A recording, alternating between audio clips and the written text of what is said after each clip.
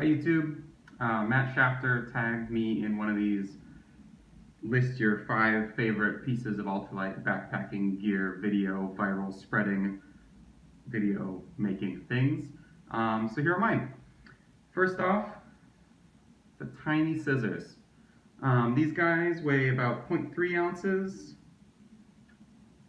Scale's taking a second, but they weigh 0.3 ounces. What I really like about these is that they think critically about what you actually need a sharp thing for most of the time, which is cutting out little bits of leukotape, or cutting out tenacious tape, or cutting something open. Is that for most of the things you need to do with something sharp when you're backpacking, scissors are actually more useful than a little tiny knife. So they are exactly what you need and nothing more. My scale has actually reduced the weight of these to 0.2 ounces, but more commonly 0.3 ounces. Save 0.1 ounces for free. Next up, Injinji toe socks.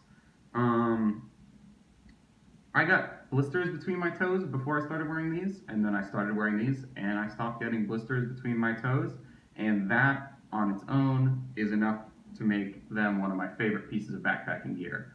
I think the actual lesson here is that finding the right sock for you is awesome. Some people like these, some people like nylon dress socks, some people like Darn Toughs or Smart Wools or whatever. Like a lot of things, there's going to be a sock that your foot and your shoe like the best, and when you find it, it seems like it's got to be one of your favorite pieces of gear, because keeping your feet happy is the most important.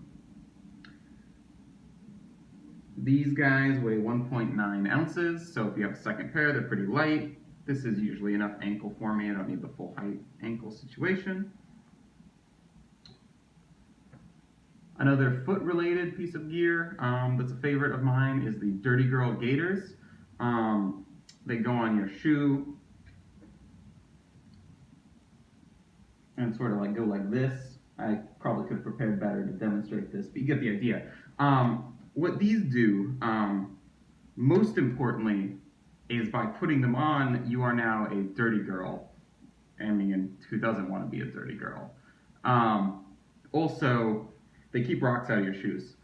And some people don't have a problem with this, but I don't know if I walk weird or what, but my shoes fill with rocks and pebbles and sticks and like pine cones like almost instantaneously when I step out on the trail. So these are pretty essential for me to be happy while I'm hiking. Really like these. I kind of wish I had gotten a more stupid pattern. I tried to choose something that was like borderline tasteful, and that's really, I think, kind of missing the point on the Dirty Girl gaiters. So next time, like, get stupid when you buy these.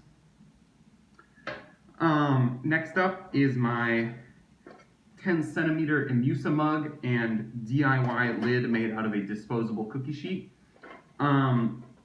This is about 0.6 quarts, so 600 and something milliliters. You can boil 2 cups of water in it very comfortably.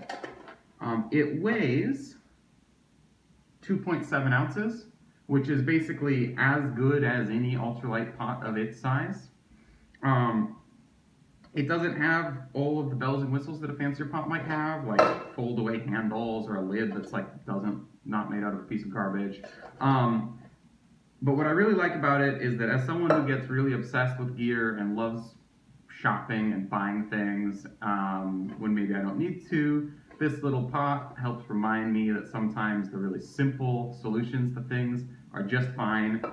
This guy, I think, costs like between $5 and $8 on Amazon, depending on what the price is doing. It's awesome. You can get special lids for them from places, but you can also make a lid for them.